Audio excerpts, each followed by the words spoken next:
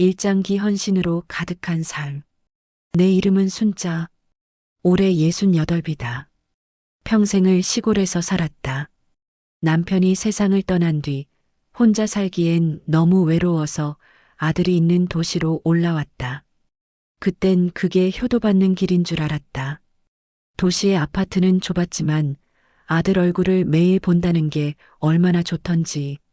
며느리 지은이는 처음엔 상냥했다. 어머니, 저녁 드셨어요? 하며 반찬도 챙겨주곤 했다. 그땐 몰랐다. 그 다정함이 오래가지 않을 거라는 걸. 어머니, 손자가 아직 어려서요. 유치원 가기 전까지 좀 봐주실 수 있죠? 그럼 내가 안 보면 누가 봐. 걱정 말고 일 보러 가.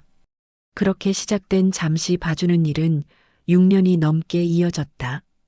손자 밥 먹이고, 낮잠 재우고, 빨래 널고, 설거지하고, 집안일은 어느새 내 몫이 돼버렸다. 어머니, 반찬이 좀 짠 것 같아요. 애가 짜게 먹으면 안 돼서요. 그래. 그럼 다음엔 좀 더 신경 써볼게.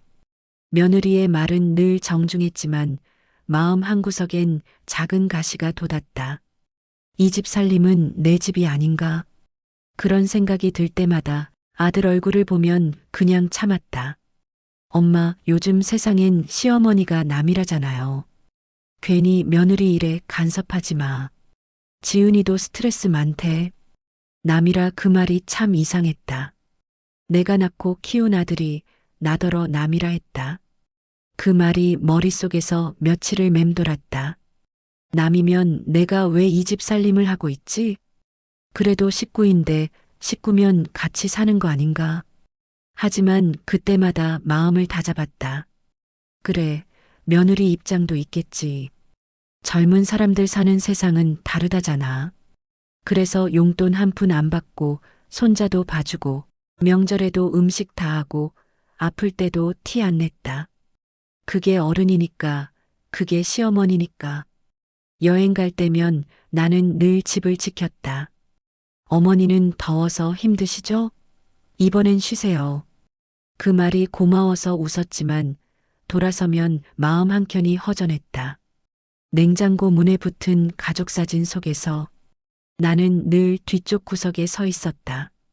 나도 가족인데 왜 자꾸 나는 빠지는 걸까?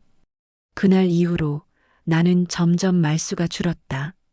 며느리는 묻지도 않았다. 어머니, 요즘 친구분 안 만나세요? 그럴 나이가 어디 있니? 그렇게 대답하며 웃었지만 속은 점점 공허해졌다. 순자는 그저 가족이 함께 웃는 게 좋았다. 며느리가 웃으면 안심됐고 손자가 뛰어놀면 행복했다. 하지만 그 웃음 속에서 자신은 점점 작아지고 있었다. 나는 언제부터 가족에서 남이 되었을까? 그 질문이 순자의 마음 한구석에 조용히 내려앉았다. 이장 며느리의 말, 그리고 외로움. 그날도 평범한 여름 아침이었다. 손자 도시락을 싸고 이불을 털고 며느리 옷을 다려놓았다. 그런데 아침 식탁에서 며느리가 조심스럽게 말을 꺼냈다. 어머니, 이번 주에 저희 가족이 여행 좀 다녀오려고요. 그래, 좋지. 오랜만에 쉬어야지. 어디로 가는데? 제주도로요.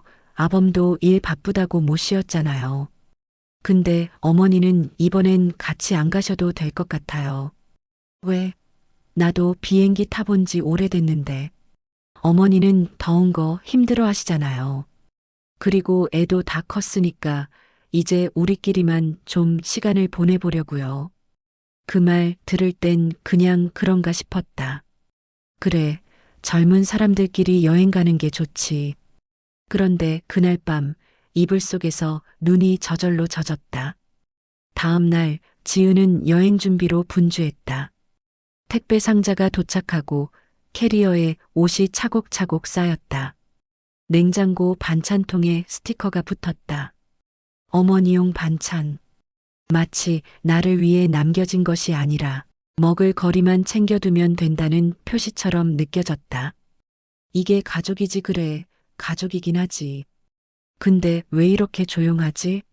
왜 이렇게 추운 거지? 여행 전날 밤 민수가 내 방 문을 두드렸다. 엄마, 내일 여행 잘 다녀올게요. 혹시 필요한 거 있으면 말해요. 그래, 잘 다녀와라. 손자 수영복은 챙겼니? 응. 엄마, 지은이 기분 상하게 하지 말아요. 요즘 힘들대요. 내가 뭐라고 했다고 그래. 그냥 말 조심하시라는 거예요. 그 말이 마지막이었다. 아들은 나를 걱정한 게 아니라 며느리를 지켰다. 그렇게 아들 며느리와 손자는 여행을 떠났고 집엔 나 혼자 남았다. TV를 켜니 바닷가 풍경이 나왔다. 좋겠다. 저기 제주도인가? 순간 휴대폰이 울렸다. SNS 알림 하나. 며느리의 계정이었다. 지은의 SNS 글. 우리 가족 여행 중 해시태그 제주도 해시태그 행복한 시간. 사진 속에는 아들, 손자, 며느리. 모두 웃고 있었다. 그리고 댓글 하나가 달렸다. 댓글. 시어머니는 안 가셨나 봐요? 지은의 답글. 시어머니는 남이라서요 히읗이으. 그 순간 세상이 멈춘 것 같았다. 시어머니는 남이라서요. 그 문장이 내 가슴을 베었다. 남이라서요. 그래, 나도 이제 남이구나. 눈물이 나지 않았다. 그냥 머리가 멍했다. 식탁 위 반찬들이 낯설고 거실에 걸린 가족 사진이 어색했다. 나는 그 사진 속에 없었다. 내가 왜 여태까지 이 집을 지켰을까? 누구를 위해, 뭘 위해 이렇게 살았을까? 며칠 뒤 여행에서 돌아온 가족은 여전했다. 며느리는 웃으며 말했다. 어머니, 반찬 다 드셨어요? 다음엔 또 해드릴게요. 하지만 나는 대답하지 않았다. 그냥 미소만 지었다. 그날 밤 순자는 오래된 서랍을 열었다. 남편이 남긴 통장, 땅 문서, 예금 증서. 손끝이 떨렸다. 그래, 이젠 나도 정리해야겠다. 그날 이후 순자는 매일 은행에 들렀다. 집도 땅도 적금도 하나씩 정리했다. 누구 모르게 아무 말도 하지 않고 가족이 날 남이라 한다면 나도 이제 내 인생을 살아야지. 남이라 불린 그날 나는 다시 태어났다. 이젠 나만의 이름으로 살아갈 시간이다. 3장 전 재산 정리 그리고 결심. 사람 마음이란 참 이상하다. 평생 함께했던 가족이 남이라 한마디 했을 뿐인데 그동안 쌓아온 정이 송두리째 무너진다. 그날 이후 순자는 하루하루를 낯선 사람처럼 살았다. 아침마다 손자의 밥을 챙기던 손길이 멈췄고 냉장고 반찬은 점점 줄었다. 대신 서랍 속 서류들이 하나둘 쌓여갔다. 이제는 나도 내 이름으로 살아야지. 며느리의 시어머니가 아니라 민수의 엄마가 아니라 그냥 순자로. 그날 순자는 오래된 통장을 꺼냈다. 남편이 남긴 예금, 시골 논밭, 그리고 도시의 작은 집. 은행 직원에게 조용히 말했다. 이 통장 제 명의로 다 정리해 주세요. 새로 만들 거예요. 제 이름 하나로요. 은행 직원. 전부 현금화 하시겠다고요? 사정이 있으신가요?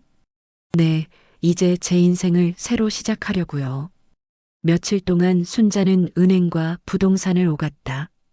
처음엔 두려웠지만 이상하게 마음이 가벼웠다. 남의 집에서 눈치 보던 삶이 아니라 이제는 나를 위한 걸음이었다. 집으로 돌아와 순자는 결심했다. 이 집도 정리해야겠다. 낡은 장롱 속에 숨겨둔 옷가지며 앨범들을 꺼냈다. 아들의 돌잔치 사진, 며느리 결혼식 사진, 손자의 첫 유치원 사진. 모두 하나같이 가족의 역사였지만 그 속엔 단 한 장, 나 혼자 찍은 사진이 없었다. 참 웃기지 이 집에서 이렇게 살았는데 내가 없는 사진뿐이라니. 그날 밤 순자는 편지 한 장을 썼다. 손끝이 떨렸지만 글씨는 또박또박했다. 민수야, 내가 어릴 땐 내 품이 세상 다였지. 근데 지금은 내 세상이 너무 넓어서 내가 설 자리가 없더라. 며느리 말이 틀린 건 아닐지도 몰라. 시어머니는 남이라 했지. 그래, 맞아. 이제 나도 남이 될래. 대신 남이 되더라도 초라한 시어머니가 아니라 내 이름 순자로 살 거야. 나 걱정하지 마라. 나 이제 나를 위해 살아볼란다. 편지를 봉투에 넣고 그 옆엔 집 열쇠를 놓았다. 이제 이 집은 내 자리가 아니야. 순자는 새벽 첫 버스를 타고 시외로 향했다. 창밖으로 도시의 불빛이 멀어지고 마음속엔 오래 묵은 짐이 조금씩 내려앉았다. 버스 안. 이제 시작이야. 누가 나를 남이라 불러도 괜찮아. 나는 내 편이니까. 버스 창가로 새벽 햇살이 비쳤다. 순자는 창문에 비친 자기 얼굴을 보았다.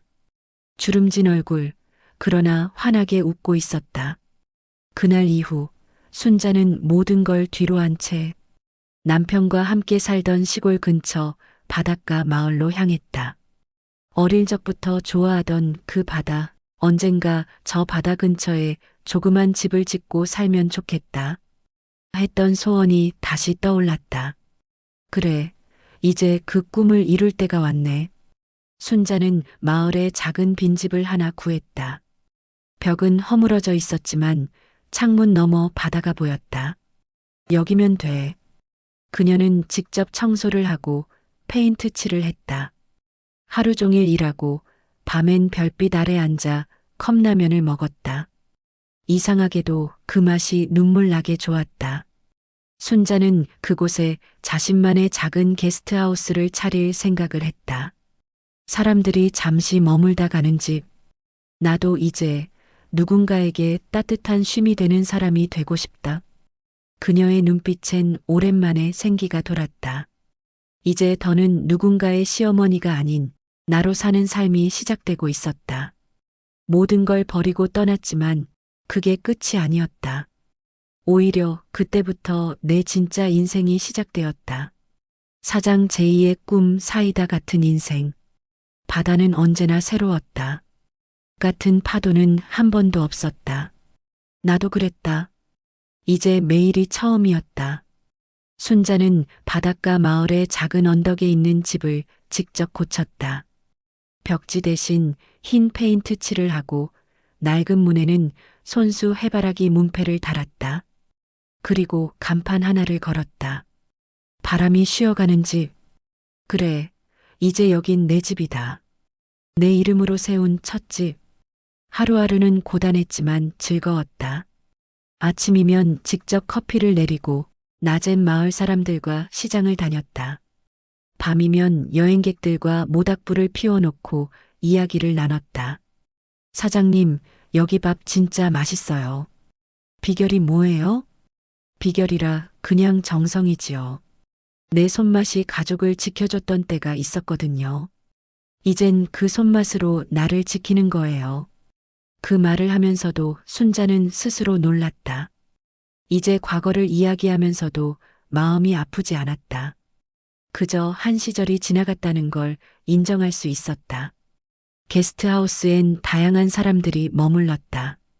퇴직 후 여행 중인 노부부, 도시의 번아웃으로 쉬러 온 젊은이, 그리고 혼자 떠난 아줌마 한 분이 조용히 말했다.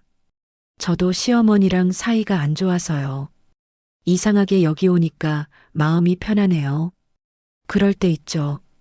가족이 가까우면 따뜻하지만 너무 가까우면 서로를 데워서 지치기도 해요. 그 대화를 듣던 여행객이 조용히 물었다. 사장님은 가족 생각 안 나세요? 순자는 잠시 바다를 바라봤다. 그리고 웃었다. 그럼요. 근데 이젠 미련은 없어요. 그 사람들도 자기 인생이 있고 나도 이제 내 인생을 사니까요. 어느 날 라디오 PD가 찾아왔다. 지역 방송에서 두 번째 인생을 사는 사람들을 인터뷰하는 프로그램이었다. 사장님, 처음에 어떻게 이런 삶을 선택하게 되셨어요? 글쎄요, 남이라 불렸던 그날이 시작이었죠. 그때는 너무 억울했어요. 근데 지금 생각해보면 그 말 덕분에 제가 제 인생을 되찾은 거예요. 시어머니라는 이름 미련 없으세요? 없어요. 이젠 그 이름 말고도 부를 이름이 많아요. 사장님, 친구, 이모, 선생님. 하지만 제일 좋은 이름은 그냥 순자 씨예요. 그 대답에 PD가 미소 지었다. 순자도 웃었다. 그 웃음엔 후회도 슬픔도 없었다. 오직 해방감만 있었다. 밤이 깊었다. 모닥불 앞에 앉은 순자는 바다 쪽으로 잔을 들었다. 이젠 내가 내 식구다. 내 마음, 내 시간, 내 삶. 남이 아니라 나는 나의 편이다. 그 순간 멀리서 파도가 소리쳤다. 마치 순자의 새로운 인생을 축복하는 듯 했다. 며칠 뒤 한 통의 편지가 도착했다. 보낸 사람은 민수. 짧은 편지였다. 엄마, SNS에서 인터뷰 봤어요. 엄마 얼굴이 그렇게 밝은 건 처음이에요. 미안해요. 이제야 엄마가 얼마나 외로웠는지 알겠어요. 시간 괜찮으면 손자랑 함께 엄마 보러 가도 될까요? 순자는 편지를 천천히 접어두었다. 그 얼굴엔 잔잔한 미소가 피어올랐다. 그래, 올 테면 와라.